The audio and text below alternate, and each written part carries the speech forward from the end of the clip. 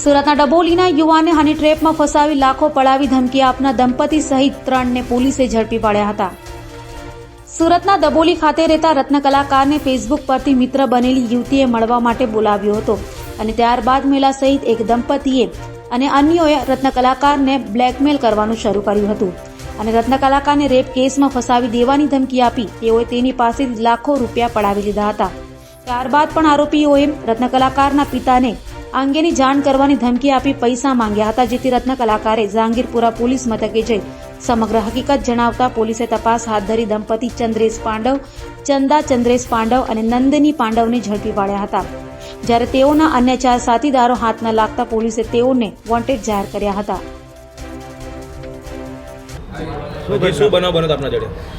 આજથી 3-4 મહિના અગાઉ ફેસબુક પર ક્રિશી પાંડવ નામની યુવતીની રિક્વેસ્ટ આવેલી હતી. તે 2-3 દિવસ મેસેજ આવતા મને રિપ્લાય આપતા જાણ થઈ કે તે નંદિની પાંડવ નામની યુવતી છે. થોડા દિવસ એમાં ચેટ પર વાત થતાં તેણે મારી પાસે ઇમરજન્સી છે તેમ કહીને 2-3 વખત પૈસા માગેલા અને મેં આપેલા. બાદમાં બધી ઉલટી વાતો થવા લાગી એટલે મેં એમને બ્લોક કરી દીધા. પણ તે વારંવાર મને અલગ અલગ કોન્ટેક્ટ પરથી પરેશાન કરતા હતા. એ માટે મેં એને પૂછ્યું કે તમારે શું કામ છે એમ. તો એણે મને 2 દિવસ પહેલાં જહાંગીરપુરા આપણે ઇસ્કોન મંદિર પાસે મને મળવા બોલાવેલો. ત્યાં હું ગયો. ત્યાંથી મને તે રોઝ ગાર્ડન લઈ ગયા. રોઝ ગાર્ડન જતાં ત્યાં 4-5 ઈસમો આવી ગયા અને એ મને ત્યાંથી ગાડી પર બેસાડીને મને વરિયાવ રોડ પર લઈ ગયા. ત્યાં મને મારી ધમકાવીને મારી પાસેથી 70,000 રૂપિયા લેવાના એવી કબૂલાત કરાવી.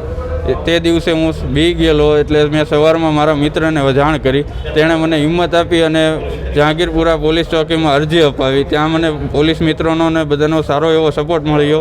તેમણે આ આરોપીઓને પકડી પાડ્યા છે. કઈ રીતે તમે આ યુવતી સાથે મેસેજમાં તમે સંલગ્ન થયા હતા? કઈ રીતે તે પ્રકારની વાતચીત થતી હતી?